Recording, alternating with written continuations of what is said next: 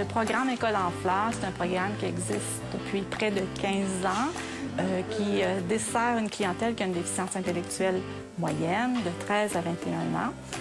On sent vraiment l'horticulture comme médium pour parler de nous et développer les compétences des jeunes qui soient meilleures. 2 objectifs. Le premier, fournir des plantes dans l'école, dans le cadre du projet Classe Fleurie qui est fait avec les plus jeunes. Classe Fleurie consiste à aller arroser des plantes dans les classes. Pendant les heures de cours, ça permet que les jeunes du régulier, ceux qui ne sont pas dans notre programme, puissent connaître les nôtres et favoriser les échanges, puis etc., etc. L'autre volet, c'est avec les défis, comme la vente de la fête des mères, la vente de Noël, qui nous permet de ramasser des sous et poursuivre notre projet d'horticulture. En plus du projet de l'école en fleurs, les jeunes de l'école Chavigny de Trois-Rivières donnent dans la couture écologique.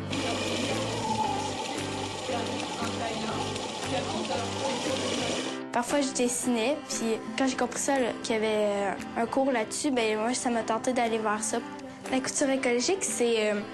on prend des vieux vêtements qu'on a, puis on les mixe ensemble pour faire de nouveaux vêtements qu'on peut peut-être un jour apporter.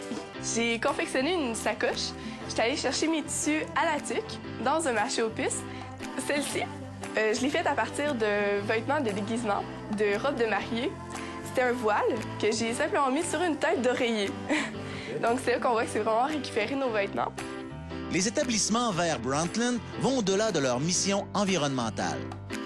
Bonjour, Sergueï. J'ai appris ce qui t'arrivait et je trouve que c'est injuste. Je voudrais te dire que la cause me tient énormément à cœur. Ce qu'on fait ici, c'est des cartes de vœux qu'on envoie à des prisonniers d'opinion partout dans le monde. Dans le fond, c'est une campagne de sensibilisation pour les jeunes de secondaire 1. Eux, ils écrivent des cartes comme ça avec des petites consignes qu'on envoie à la personne et c'est de l'encouragement. Parce que la plupart de ces personnes-là, souvent, les familles les ont laissées tomber. Puis eux, c'est incroyable ce que ça fait pour le moral. Dans leur tête, il y a quelqu'un d'autre qui pense à eux. Puis ils savent qu'ils vont peut-être s'en sortir parce qu'il y a des gens qui savent ce qui se passe.